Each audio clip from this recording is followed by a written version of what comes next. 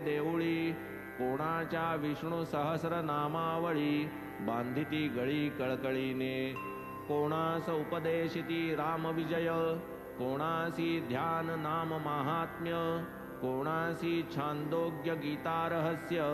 विश्वासे स्वारस्य अनुभविजे कोणास काही दीक्षा प्रकारा सीमाच नाही कोणा प्रत्यक्ष कोणा दृष्टांताही उपदेश नवलाई अपूर्व भक्त 18 पगड जाती धाव धावून दर्शना येती जयास मद्यावर अतिप्रीती स्वप्नीही जाती तयांचे वक्षस्थळावरी बैसती हाती पायी छाती दडपिती स्पर्शाचा कानास खडा लावविती भाक घेती तव जाती लग्नगृही भिंतीवरती ज्योतिषी जैसे हरिहर काढिती गुरुर्ब्रह्मादि मंत्र लिहिती कोण्या भक्तार्थी स्वप्नात कोणी चोरूनी लाविता आसने करू आदरिता हठयोग साधने बाबास कळे ते अंतर्ज्ञाने अचूक बाणे खोचिती कोणा अपरिचिता हाती धरून निरोप देती पाठवून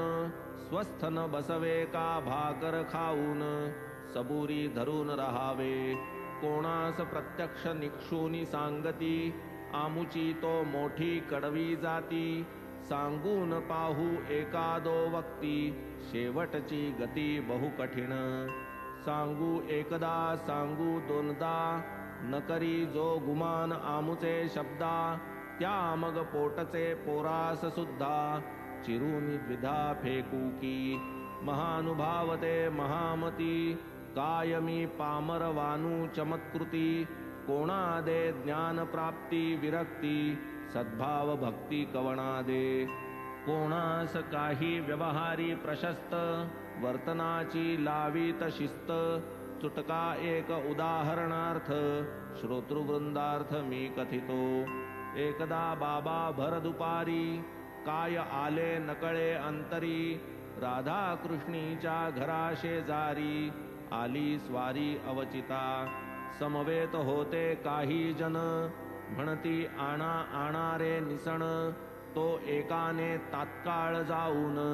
शिडी तै आणून ठेविली बाबा ती लावविती घरावरी स्वये चढती छपरावरी कोणान ठावे काय अंतरी योजना तरी हे काय वामन गोंदकराचे घरा शिडी लावविली ते अवसरा चढले शिडीवरून छपरा स्वये झरझरा श्री साई तेथून राधा कृष्णीचे छपर शेजारीच घरासी घर तेही वळंघून गेले सत्वर काय हा चमत्कार कळेना राधा कृष्ण बाईंस मात्र तेच संधीस मोठा प्रखर आला होता शीतज्वर अत्यंत अस्थिर त्या होत्या दोघे दो बाजू धरू लागत तेव्हाच बाबा चालू शकत स्वये एवढे असता अशक्त कोठून सामर्थ्य आले हे